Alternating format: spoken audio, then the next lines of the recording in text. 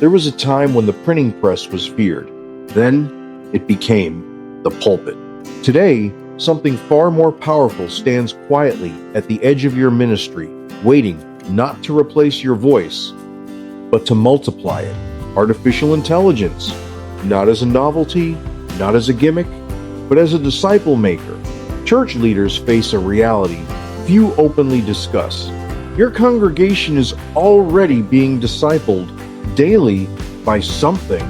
Social media, algorithms, influencers, culture, endless voices shaping beliefs, habits, and identity 24 hours a day. Now ask yourself a harder question. How often does your church speak into their lives between Sundays? This is where AI discipleship enters, not loudly, but effectively. An AI chatbot trained in your doctrine, your tone, your teaching, available at 2:17 a.m.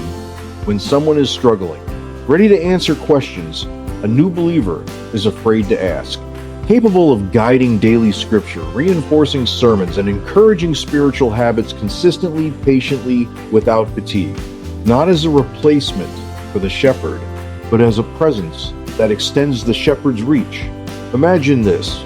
A young man unsure of his faith, hesitant to approach leadership, opens a simple chat. He asks a question. He receives an answer grounded in truth. He asks another, and another. Days turn into weeks. Curiosity turns into clarity. Clarity into conviction. No pressure, no spotlight, just quiet, consistent discipleship. This is not about technology. It's about influence. Because the churches that shape belief tomorrow will be the ones that show up today, where people already are, on their phones, in their questions, in their moments of need. The early adopters will not announce themselves as innovators. They will simply appear more present, more responsive, more engaged in the daily lives of their people.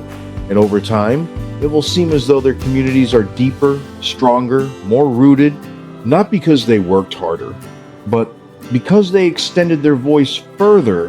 The question is no longer if AI will shape discipleship. It already is.